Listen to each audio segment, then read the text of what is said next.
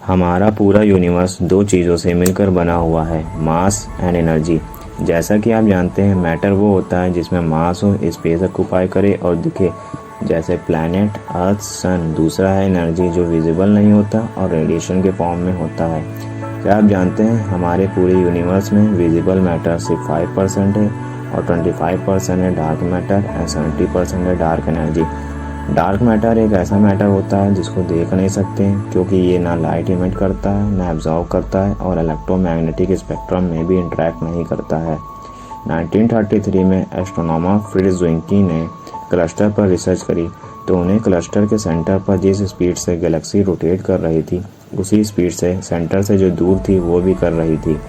जैसा कि आप जानते हैं, जहाँ ग्रेविटी ज़्यादा होगी वहाँ रोटेशन स्पीड भी ज़्यादा होगी, पर यहाँ सेंटर से दूर होने पर भी गैलेक्सी सेम स्पीड से रोटेट कर रही थी, जो बहुत ही ज़्यादा शॉकिंग और कैलकुलेशन और न्यूटन की थ्योरीज़ के अगेंस्ट था। अब साइंटिस्ट ये सोच रहे थे, या तो हमारी कैलकुलेशन स्पेस में वर्क नहीं करती, या न्यूटन के फॉर्मूलाज में कुछ चेंजेस करने की ज़रूरत है, क्योंकि फोर्स डायरेक्टली प्रोपोर्शनल मास के होता है।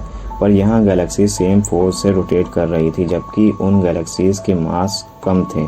तो यहाँ ये पॉइंट आया कि बाकी का मास है कहाँ, जिससे साइंटिस्ट को लगा कि यहाँ कोई हिडन मैटर एग्जिस्ट कर रहा है जो हमारी नज़र में नहीं आ रहा है, जिसको हम देख नहीं पा रहे हैं। उन्होंने कहा, ज़रूर डार्क मैटर की वजह से ही गैलेक्सीज इतनी तेज़ी से रोटेट कर रही हैं।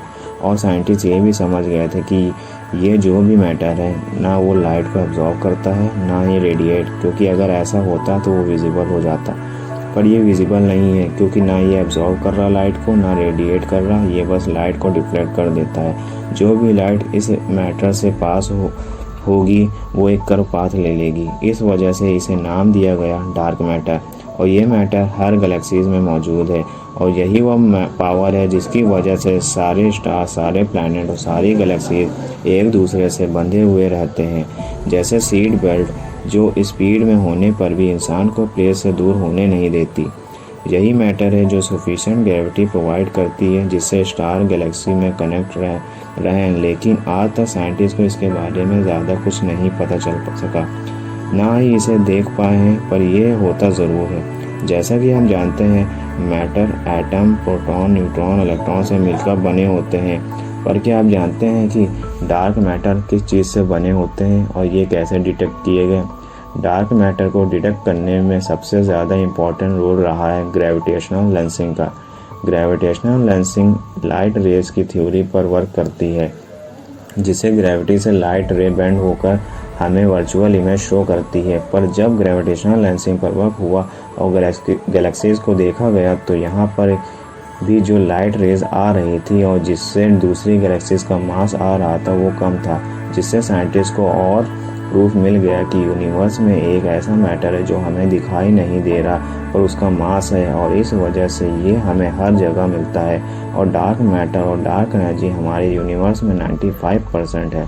जैसा कि आप जानते हैं, इंसान अभी भी गॉड की बनाई इस दुनिया के बारे में अभी भी उतना जान नहीं सका है जितना वो सोचता है कि वो बहुत एडवांस हो चुका है, और जिसके बारे में गॉड ने हर रिलीजन की बुक में कहा है कि ये दुनिया इंसान की सोच की लिमिट से आगे है, और जिसके बारे में वो सोच भी नहीं सकता, क्योंकि उसकी ब्रेन की पावर उतनी दी नहीं गई है। तो आज की हमारी वीडियो में बस इतना ही। मिलते हैं नेक्स्ट वीडियो में कुछ अमेजिंग और मिस्टीरियस बातों के साथ। Thank you.